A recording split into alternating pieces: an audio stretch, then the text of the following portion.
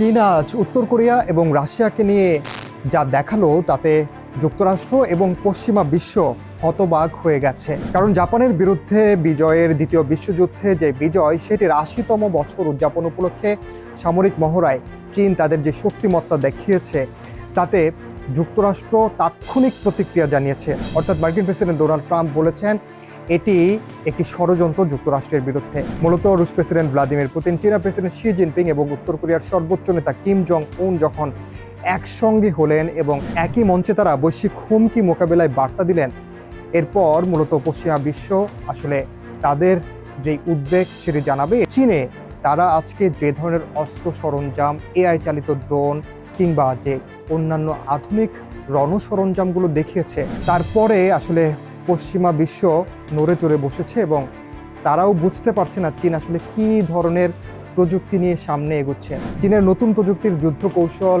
নতুন প্রযুক্তির যেই অস্ত্র ভাণ্ডার সেগুলো দেখার পর, মূল্যায়নের পর যুক্তরাষ্ট্র হয়তো তাদের যেই প্রতিক্রিয়া বা তাদের যে মূল্যায়ন সেটি জানাবে। তবে এর মধ্য দিয়ে চীন বেশ কয়েকটি বার্তা দিয়েছে, রাজনৈতিক বার্তা, সামরিকভাবে বার্তা, এছাড়া বিশ্ববাসীকে এক হওয়ার যে বার্তা, আগামীর বিশ্বে চীন নেতৃত্ব দেওয়ার মতো জায়গায় যাচ্ছে এমন বার্তাও দেওয়া হয়েছে বলে মনে করছেন বিশ্লেষকরা। আর এ নিয়েই এবারের দৃশ্যপট।